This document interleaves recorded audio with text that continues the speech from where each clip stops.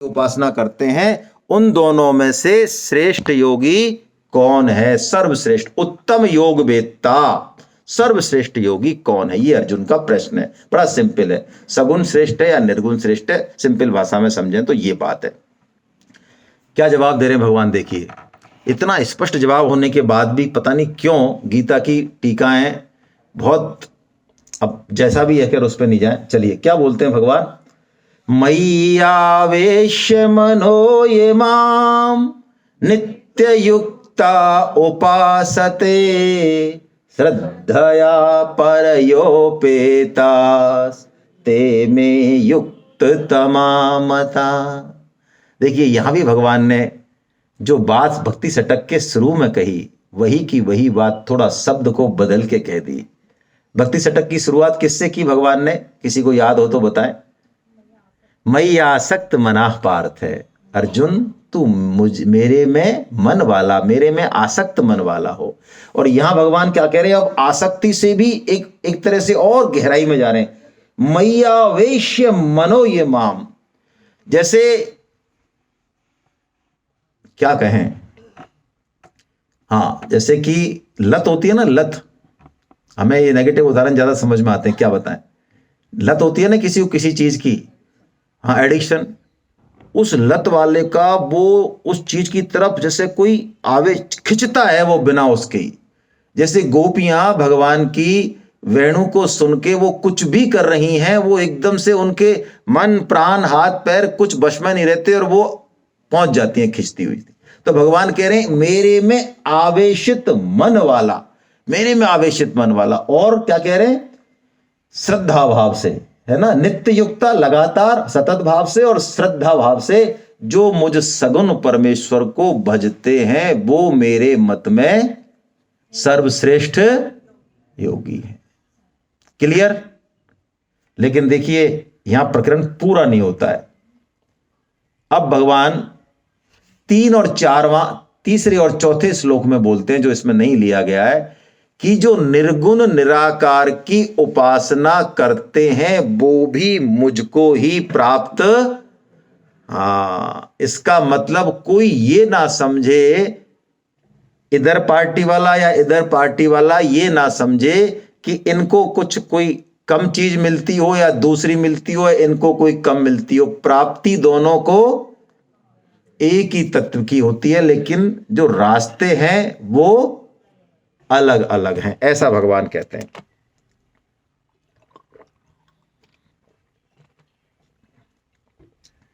देखिए सगुण में और निर्गुण को हम आज एक अलग तरीके से देखते हैं।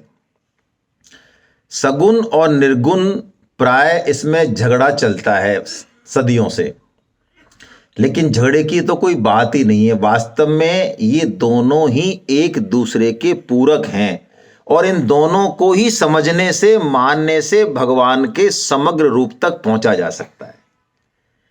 मैं आपको एक सिंपल सा उदाहरण दूं जो अभी किताब में भी शायद दिया है। आप निर्गुण निराकार को मानने वाले हैं, आप सगुण साकार को मानने वाले हैं। आप प्रैक्टिकल लाइफ में उदाहरण देखें। आपसे जो है, मान लो आप बैंक में जाएं, वहां से आपसे चेक भराने के लिए कहा जाए, आप निर्गुण निराकार वाले कहते हैं हमने भर तो दिया, 1,01,000 रुपए चाहिए हमको। तो बैंक मैनेजर कह रहा भैया इसको शब्दों में भी लिख दो यार, अरे अंकों में लिख तो दिया आपको। और वो सगुनिया कहे कि हमने आपको लिख दिया ना 1,01,000, हम अंकों में क्यों लिखें? अंक निर्गुण है, शब्द सगुण है। लेकिन यदि आप दोनों लिखते हैं तो दोनों एक दूसरे की पुष्टि करते हैं, वर्धन करते हैं। आप कहेंगे यदि ऐसी ही बात है तो फिर भगवान ने सर्वश्रेष्ठ एक को क्यों बताया, सगुण को? अब देखिए इसमें जो कारण है वो बहुत अलग है। स्वामी जी महाराज कहते हैं ये इतना कठिन प्रश्न है, लेकिन भगवान तो भगवान है। ये इतना कठिन प्रश्न है जैसे कोई मां से पूछे, उसके 2 बेटे हैं, उससे पूछे मां से कि तुम्हें दोनों बेटों में से कौन सा अधिक क्या जवाब दे मां अब? लेकिन मां यहां जवाब दे रही है, क्या जवाब दे रही है? कि मुझे छोटा शिशु जो है वो अधिक प्रिय है। तो क्या भेदभाव करती है मां? समझे आप, इसी उदाहरण से हम इस पूरे प्रकरण को समझेंगे। मां के मन में भेदभाव है? हाँ ना में बोलो भाई। नहीं। लेकिन सार संवाल, प्रियता, प्रेम तो उस पे ही छलकता है, शिशु पे ही छलकता है, उतना बड़े पे नहीं छलकता। कारण कौन है? क्या मां है कारण? बस यही समझे आप, कारण मां नहीं है, भगवान समदर्शी है, कारण हम हैं खुद। यदि हम भगवान का आश्रय जिस तरह से लेंगे, भगवान हमें उसी तरह से आश्रय देंगे। सगुण साकार भगवान के, सगुण साकार वाले भगवान के छोटे बालक हैं, जो कि भगवान पर पूरी तरह से आश्रित हैं। मोरे प्रौढ़ तनय समज्ञानी, बालक सुत समदास अमानी। करहूं सदा तिनके रखबारी, जिमि बालक राखई महतारी। शिशु, उसको मान लो भोजन नहीं मिला 12:30 पे, तो वो किसी पड़ोसी वाली माँ के यहाँ तो जाने वाला है नहीं, वो तो अशक्त है। उसके पास जो बल है वो बल दिखा देगा, वो रोने का बल है, वो रोएगा बस, लेकिन वो कहीं और जाने वाला नहीं है। माँ उसको पीट भी दे मान लो कभी, आप देखते हो बच्चा जब छोटा, जिसकी अनन्यता होती है, बाद में वो जब समझदार हो जाता है, उसकी बात नहीं कर रहा हूं, बेवकूफों की बात चल रही है यहां। माँ उसको ठोक भी दे, पीट भी दे, तो वो ठुक पिट के बेचारा कोने में जो है रो रहा है। अब उसको कोई भी घर का दूसरा सदस्य जो है मनाने भी जाए, कुछ कुछ दे उसको, कुछ ट्विटर लौटाई ले, तो वो किसी की सुनता ही नहीं पट्टा। वो तो वो कह रहा है कि जो मेरा सर्वस्व था, जिसके दुनिया मेरी टिकी हुई थी, जिसको मैं जानता हूं, उसने ही आज मेरी ये हालत कर दी। अब तो मेरे पास वो ही आए मनाए तो वो बाकी चीजों को एक्टिवेट करेगा, नहीं तो कुछ नहीं,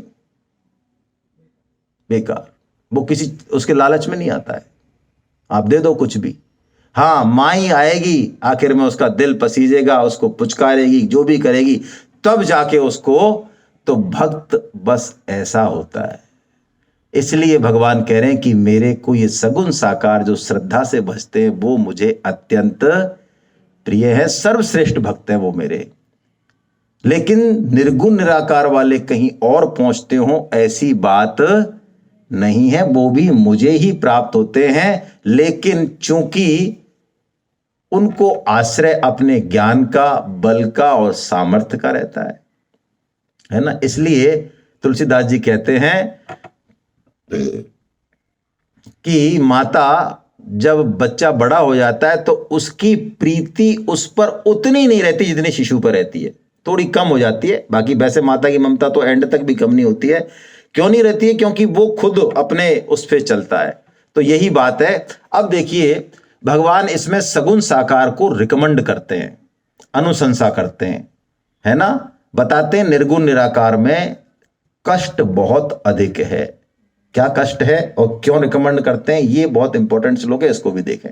5वां, क्लेशोधिक तरस्तेषाम् अव्यक्तासक्त चेतसाम् अव्यक्ता हि गतिर्दुःखम् देह बद्धिरवाप्यते।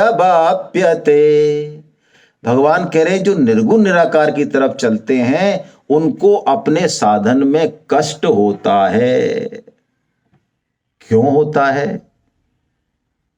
एक वर्ड है यहां, इसको हम पकड़ेंगे, देहाभिमानी। क्या शब्द है? देह बद्धिरवाप्यते। देहाभिमान के कारण उनको इस साधन में कष्ट अधिक होता है। क्या है देहाभिमान? आप में से कोई बताएं।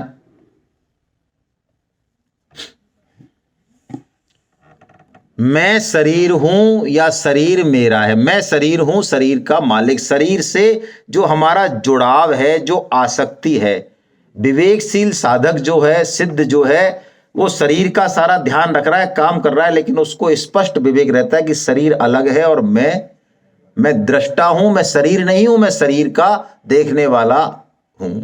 लेकिन देहाभिमानी साधक जो कि हम सब हैं ही प्राय, उनकी देह में बहुत आसक्ति होती है कि नहीं होती है भाई?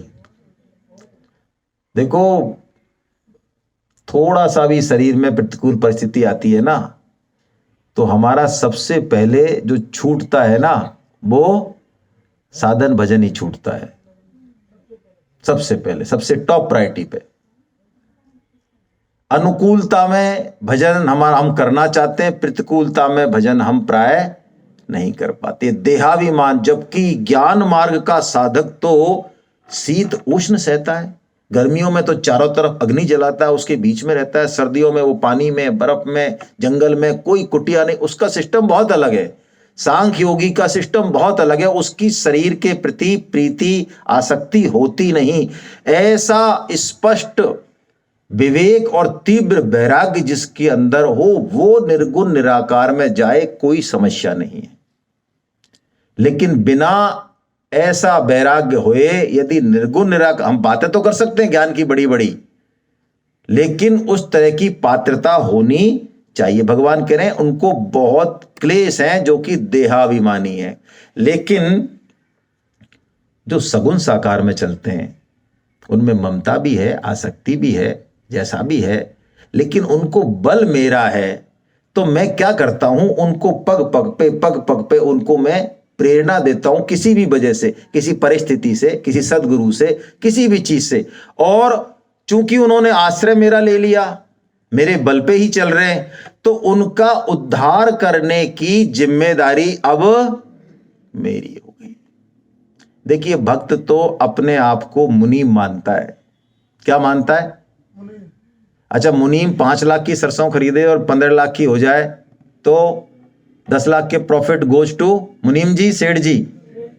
और 20 लाख का प्लॉट खरीदे और 5 लाख का रह जाए तो 15 लाख का नुकसान गोज टू सेठ जी। मुनीम जी का कोई लेना देना नहीं। मुनीम जी तो सेठ जी जो कह दें उसकी आज्ञा का पालन करना। जैसा भगवान गीता में आज्ञा देंगे वैसे वैसे हम चल रहे हैं। तो भगवान कहते हैं तेषामहं समुद्धरता मृत्यु संसार सागरा भवामि न चिरात् पार्थ मय्यावेशित चेतसाम्। भगवान कहते हैं जो मेरे में मय्यावेशित चेतसाम, असली बात यही है कि भगवान की हमें याद आने लग जाए, मीठे लगे। जैसे स्वामी जी कहते हैं ना, भगवान हमें मीठे लगें, प्यारे लगें। कहीं भगवान की चर्चा चल रही हो, कहीं 2 लोगों में, तो ऐसा मन करे कि हाँ देखें कितनी सुंदर बात कर रहे हैं, कैसी लीला कर रहे हैं, ठाकुर जी की, राधा जी कौन सी कहानी सुना रहे हैं, और ऐसा हमारा अंदर से चित्त अंतःकरण हो जाए। तो भगवान कहते हैं उसका मैयावे से भवामी न चिरात, अचिरात, बहुत शीघ्र। कैसे होता है, क्या होता है, ज्ञान मार्ग में आप जाएंगे, अष्ट साधन है और उसमें भी क्या क्या उबड़ खाबड़ चीजें हैं, दिमाग खराब हो जाए पढ़ते ही। लेकिन भगवान कह रहे हैं इसमें पता ही नहीं चलता, जैसे मैं उंगली पकड़ के और उसको मैं बहुत जल्दी इस मृत्यु संसार से पार कर देता। देखिए, ये भक्त जो है ना, ये भगवान के छोटे बालक हैं, लेकिन ये हैं बहुत होशियार। हाँ, लगते ही ऐसी हैं देखने में, ये होशियार बहुत होते हैं, भगवान को भी फांस लेते हैं ये। स्वामी जी उदाहरण देते हैं कि ज्ञानी तो क्या करता है, ज्ञानी बालक जो है वो कहता है पापा जी जरा अपना हाथ देना। जाते हैं ना कहीं, जैसे पैदल पैदल जाते थे, पैदल जरा अपना हाथ देना, तो वो हाथ पकड़ लेता है पापा जी का। और जब ठोकर लगती है साधन में, जीवन में ठोकर लगती है, तो वो जब उसको जरूरत है पापा जी के हाथ की, तब वो हाथ उससे छूट जाता है और वो कुल्ला मंडी खा जाता है। लेकिन भक्त क्या कहता है, पापा जी कहते हैं ले मेरा हाथ पकड़ ले, भक्त कहता है अरे बाबूजी, हाँ आप पकड़ो, मैं तो पकड़ूंगा तो मेरी पकड़ तो डेली है, मैं तो आज माला करूंगा कल नहीं करूंगा। आज सेमिनार करूंगा, परसों सो जाऊंगा। आप पकड़ो मेरा हाथ, जिससे कि जब मैं कुला मंडी खाने का नंबर आए तो मुझे पता है आप मेरा हाथ छोड़ने वाले नहीं है। ये है भगवान कह रहे भवामि न चिरात पार्था, मैं उनका उद्धार कर देता हूं बहुत शीघ्र।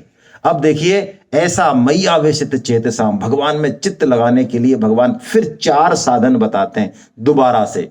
वही कर्म योग, भक्ति योग और उन्हीं समर्पण योग को भगवान जो अलग तरीके से कह रहे हैं। थोड़ा सा वो सारा बता दिया, लेकिन यहां एक अलग तरीका है। इन्हीं 4 में से भी कोई एक पसंद आ जाए हमें तो हम ये कर लें। जल्दी जल्दी देखते हैं इनको।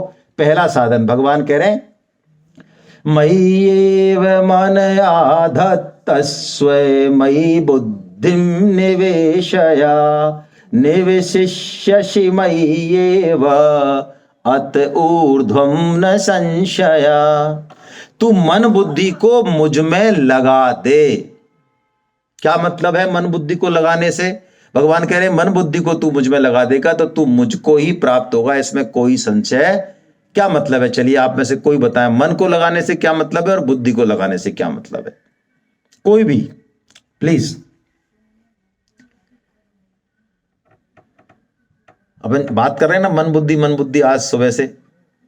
तो मन बुद्धि को भगवान में लगाने का मतलब क्या है?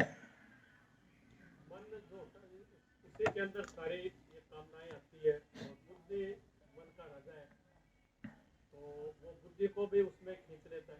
इसलिए इन दोनों को, हाँ, तो मतलब क्या लगाने का? मन बुद्धि को भगवान में लगाए, इसका मतलब क्या?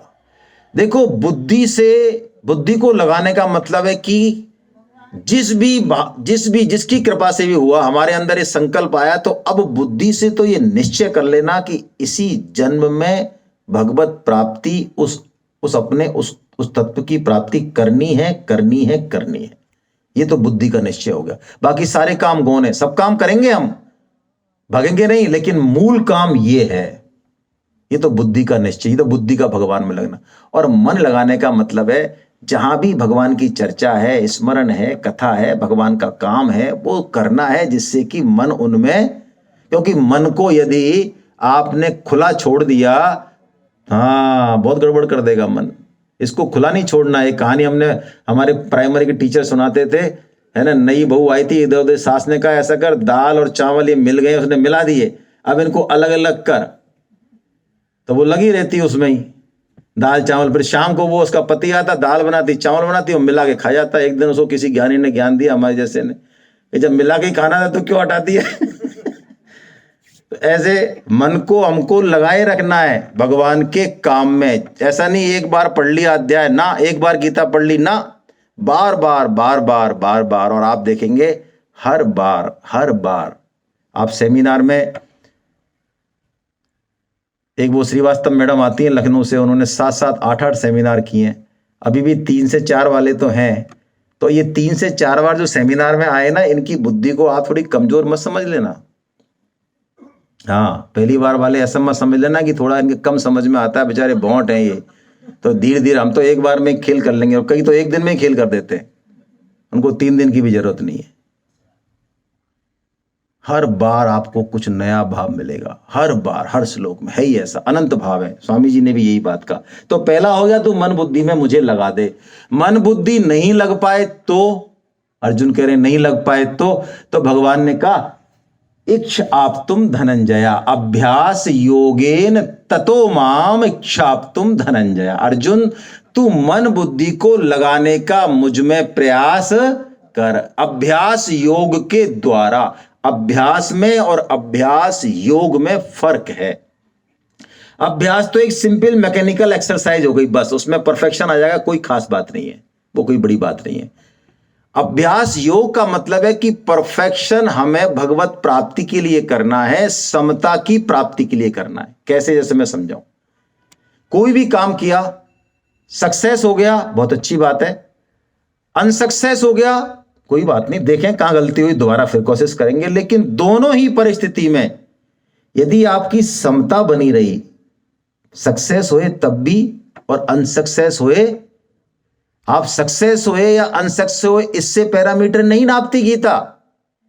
गीता कहती है कि कर्म योग कब होगा, अभ्यास योग कब होगा, जब आप दोनों ही परिस्थिति में समता मेंटेन कर पा रहे हैं, या यदि आप समता मेंटेन नहीं कर पा रहे तो फिर अभ्यास होगा, अभ्यास योग।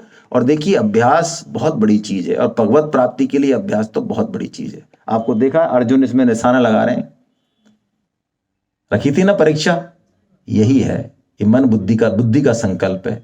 सब आए, पूछा भाई, द्रोणाचार्य जी पूछते हैं, हाँ भाई क्या दिख रहा है? गुरुदेव सब कुछ दिख रहा है, पेड़ दिख रहा है, संसार दिख रहा है, हम जागृत हैं एकदम। ठीक है बैठ जा। आखिर में अश्वत्थामा आया, उसने लगा अच्छा सबको बैठा रहे हैं, मैं तो द्रोणाचार्य जी का पुत्र हूं। अश्वत्थामा ने कहा आपके चरण देख रहे हैं गुरुदेव, है ना? तो गुरुदेव ने कहा तू ही बैठ जा। फिर आखिर में अर्जुन से पूछा, तो अर्जुन ने यही जवाब दिया कि मुझे तो सिर्फ और सिर्फ चिड़िया की आंख दिख रही है। अब भगवान कह रहे हैं अभ्यास भी तू नहीं कर पाए, मान लो चलिए अभ्यास भी नहीं कर पाया, अभ्यास होगी, तो भगवान तीसरा बता रहे हैं, मत कर्म परमो भवा, तू जो कुछ करता है वो ऐसा मान के कर तू कि मेरे लिए ही कर रहा है, ऐसा मान ले। और ये भी नहीं कर पाए, हमारे जैसा मिल जाए कोई कि महाराज हम तो देखो अपने लिए ही करेंगे, हमारी तो आदत पड़ रही है। हम तो काम ही जब स्टार्ट करते हैं, जब पहले हम देखते हैं कि हमको, हाँ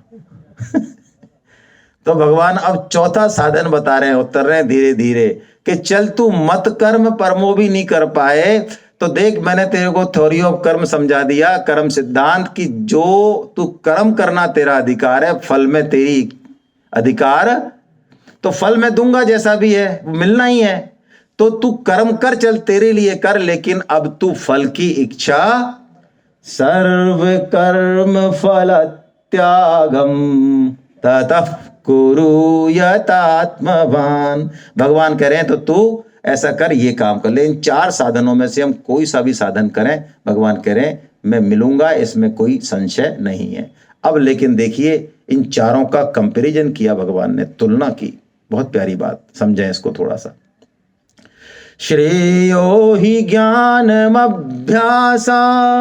ज्ञानाध्यानम विशिष्यते ध्यानात् कर्म फल त्याग त्यागात् शांतिरनंतरम।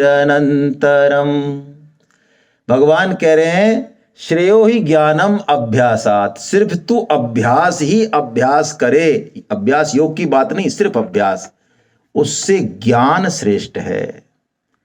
क्योंकि अभ्यास से पता ही, जैसे हम कई कर्म कांड करते हैं, कुल परंपरा में कई चीजें आती हैं हमें, लेकिन उसके पीछे का साइंस पता नहीं, विज्ञान पता नहीं, बस कर रहे मूर्खता से ऐसे ही। तो भगवान कह रहे हैं उससे तो ज्ञान श्रेष्ठ है, लेकिन सिर्फ ज्ञान ही ज्ञान है, उस ज्ञान का आचरण नहीं है, उसके अनुसार सदुपयोग नहीं है। ध्यान क्या करता है? मन की शक्तियों को एकाग्र करके और उस काम को साधता है। तो भगवान कह रहे हैं ऐसे ज्ञान से क्या श्रेष्ठ है? ध्यान श्रेष्ठ है।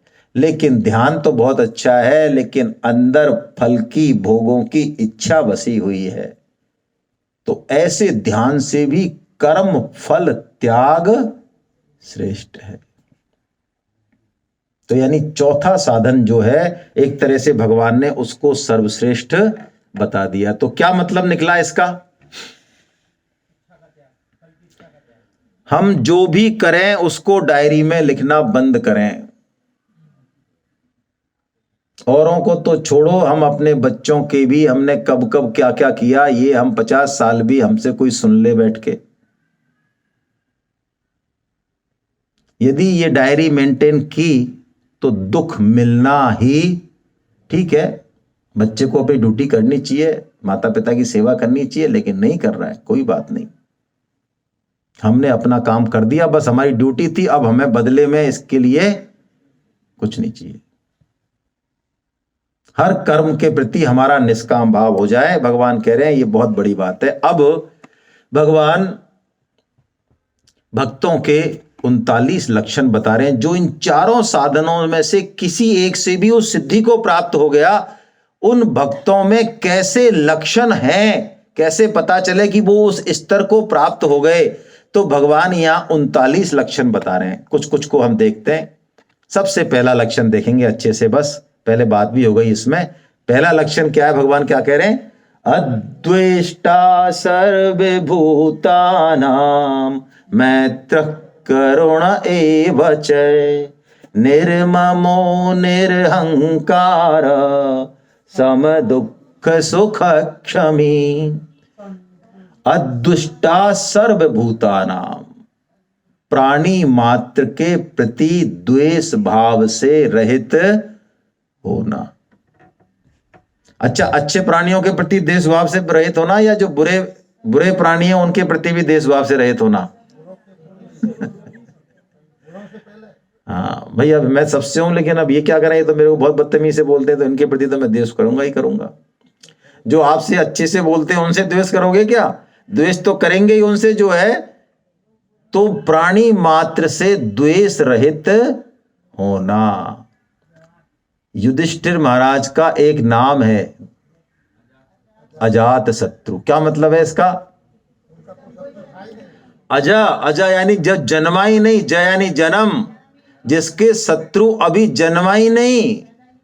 बताइए आप, सारा काम हो चुका, द्रौपदी वस्त्रहरण हो चुका, राजपाट हार गए, सब पैदल आ गए, सड़क पे आ गए। उसके बाद भी युधिष्ठिर जी महाराज, युद्ध जब होने वाला था उससे पहले कहते हैं कि अभी भी यदि दुर्योधन मेरे पास आ जाए और मांगे कि भैया ऐसा करो, आप तो दोबारा चले जाओ, जंगल ही बढ़िया लगता है आपको, और हमें दे दो ये सारा, तो मैं उसको सब कुछ दे दूंगा।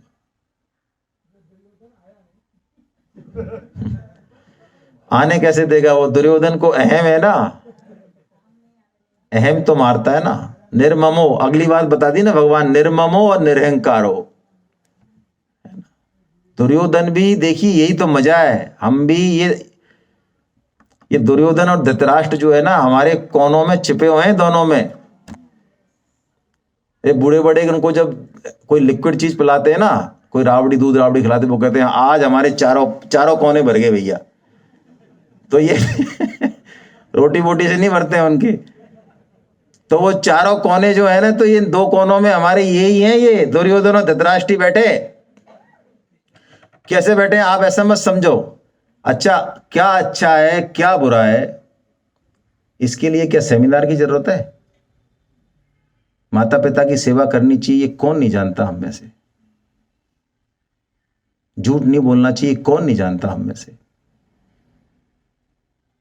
दुर्योधन यही कहता है, दुर्योधन बहुत सच्चा है हमसे। तो जानामि धर्मम न च मे प्रवृत्ति, जानामि अधर्मम न च मे निवृत्ति, केनापि देवेन हृदय स्थितेना यथा नियुक्तो सि तथा करोमि। दुर्योधन कह रहा है महाभारत में, मैं धर्म क्या है मैं जानता हूं, लेकिन मेरी उसमें प्रवृत्ति नहीं होती। अधर्म क्या है मैं जानता हूं, लेकिन मैं उसको छोड़ नहीं पाता हूं। क्यों भाई साहब, क्या प्रॉब्लम है? वो कहते हैं कोई देवता, कोई देव मेरे हृदय में बैठा हुआ है, वो जैसे मेरे को मोड़ता है मैं वैसे ही वैसे चलता हूं। कौन है ये देव? ये हम सबके हृदय में बैठा है, कामना, जो समस्त पापों की जड़ बताई भगवान ने। तो ये दुर्योधन हम सबके अंदर बैठा हुआ, उसको हम पहचाने। अब देखिए भगवान यहां पे 5 श्लोक बोलते हैं, 4 उसमें कहते हैं मद भक्त समय प्रिय, वो भक्त मेरा प्रिय है। आगे भी भगवान देखिए यही कहते हैं, भक्तास्तेतीव में प्रिय, वो अतीव प्रिय है भक्त। जैसे ही भगवान गुणों का वर्णन कर रहे हैं, सब में कह रहे हैं वो मेरा बहुत, हाँ ये तो सॉरी अतीव है, अतीव हो गया। इसमें आप 15, 16, 17, 18, 19 इनमें देखेंगे तो भगवान सब में कहते हैं वो बहुत प्रिय है, बहुत प्रिय है, बहुत प्रिय है। आप किताब निकालें, इन श्लोकों को पढ़ें। आप एक एक्सरसाइज करते हैं हम लोग, अपनी जो किताब है ना वो सब निकालें। हाँ माइक दो। और देखिए आप में से कोई, ये तो हमने पढ़ लिए 13, 14, कोई 15वां श्लोक पढ़े कोई भी, माइक किसी को दो जिसने खोल लिया हो, जोर से पढ़े। सभी किताब खोल लें, सभी भाई कुछ साधक तो किताब लेके ही नहीं आते, मुझे लगता है उन्होंने तो रख दी शायद पूजा की अलमारी में। हाँ बहुत बढ़िया है, बिल्कुल सही है, पूजा ही करनी चाहिए, गीता की पढ़नी नहीं चाहिए। हरे कृष्णा हरे कृष्णा हरे कृष्णा। यस्मानो, नहीं हिंदी में बोलो सर, हिंदी में पढ़ो। जिससे कोई भी प्राणी उद्विग्न नहीं होता, क्षुब्ध नहीं होता, और जो स्वयं भी किसी प्राणी से उद्विग्न नहीं होता, तथा जो हर्ष, अमर्ष, ईर्ष्या, भय और उद्वेग हलचल से रहित है, वह मुझे प्रिय है। बहुत बढ़िया, बहुत अच्छा। अगला 16वां देखो कौन पढ़ना चाह रहा है, अगला श्लोक।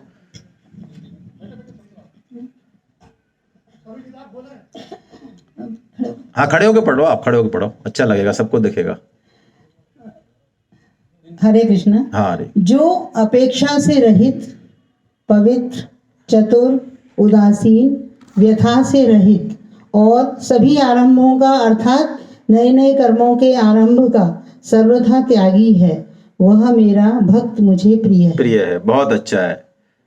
17वां 15वां हो गया ना, 16 17, 17वां कौन पढ़ेगा?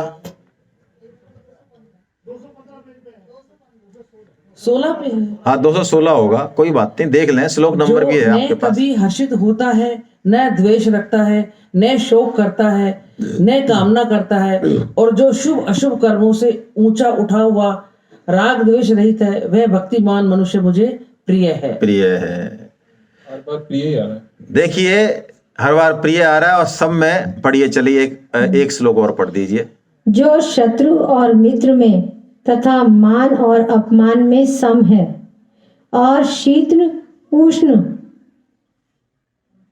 अनुकूलता प्रतिकूलता तथा सुख दुख में सम है, एवं आसक्ति रहित है, जो निंदा स्तुति को समान समझने वाला, मननशील, जिस किसी प्रकार से भी संतुष्ट रहने के स्थान तथा शरीर में ममता आसक्ति से रहित और स्थिर बुद्धि वाला है, वह भक्तिमान मनुष्य मुझे प्रिय है। क्या बात है, कितना बढ़िया। देखो मैडम ने बताई है, कैसी कैसी चीजें बताई, जरा चिंतन करें, सुन लेते हैं हम कहानी की तरह।